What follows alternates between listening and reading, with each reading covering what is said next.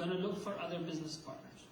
Now, are you going to ask a person who you know has cheated other people in businesses before to become your business partner? No. Why? Because you know that if you do that, your business is finished from day one. Right. And you will be cheated, right? So you are going to look for the most honest person and the best person who can make your business successful, right? Right. In a similar manner, why do we not look for the best people to surround ourselves with? Why do we not look for the best friends to surround ourselves with, my dear brothers? The Prophet ﷺ has given us an example in a hadith of good and bad company. The Prophet ﷺ says that a good companion is the one that reminds you of Allah when you look at him. And his conversation increases your deeds, and his action reminds you of the Akhirah. Here he's explained what a good companion should be.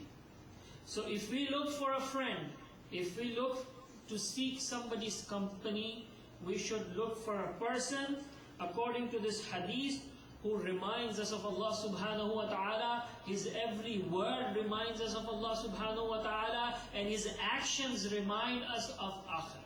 Subhanallah. In another hadith, the Prophet sallallahu ta'ala alayhi wa sallam has stated that a person is likely to follow the faith of his friend, so look whom you befriend. A person is likely to follow the friend. Remember. So if you pick a person who's an alcoholic, it is likely that you may start drinking alcohol. If you pick a Muslim who eats haram meat out there, it is likely that you may start eating that too.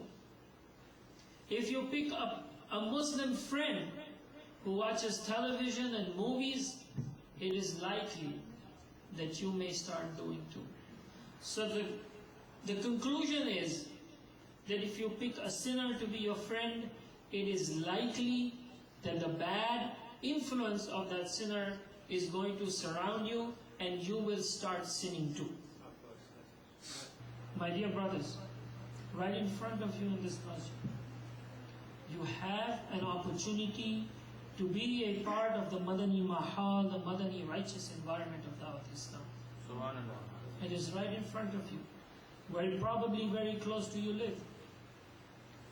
You can come here, and as the brother was saying, listen to the dars, give the dars.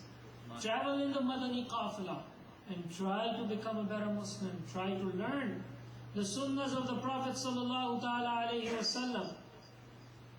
And what Da'wat-e-Islami gives you is an inspiration to fear Allah subhanahu wa ta'ala. It gives you a motivation to love Allah's Prophet sallallahu ta'ala alayhi wa sallam. It gives you an inspiration to follow upon the sunnah of the Prophet sallallahu ta'ala alayhi wa sallam. It gives you an opportunity to seek fairs from the Sahaba-e-Kiram, from the companions of the Prophet sallallahu ta'ala alayhi wa sallam. It gives you an opportunity to learn knowledge, a day and age in which we find very little time to learn something good, because we are so much involved in the dunya. We are so much involved in the dunya. And there was a time when people used to come to the ulama, they used to come to the madaris to learn and seek knowledge. But now, people who have knowledge are coming to you.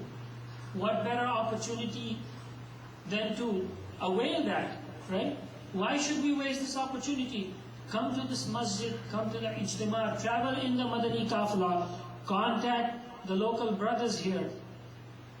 Ask them, when is the Qafla traveling? When is the Qafla traveling? I want to go. Only 3 days a month, which is nothing. We spend 30 days in doing the things of the dunya. If we spend 3 days out of those 30 days for the deen, is it going to harm us? Tell me. No, it will only benefit.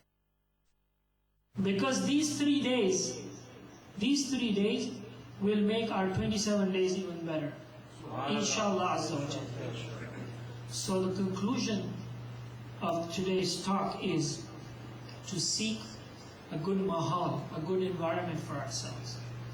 And no other environment better than the environment of Dawat-e-Islami, where you see all these brothers with beards and imama trying to follow the sunnah. And as a result, when you come and sit together, we will all be inspired by each other. Right? If we look at a person who's praying salah, we come in the masjid, and we see his blessed face, enlightened face, what do we feel like? We feel close to him, right? And we feel like, subhanallah, what a powerful person he must be. Let me seek his company. You have, alhamdulillah, amongst yourselves so many blessed faces. So why not seek their company?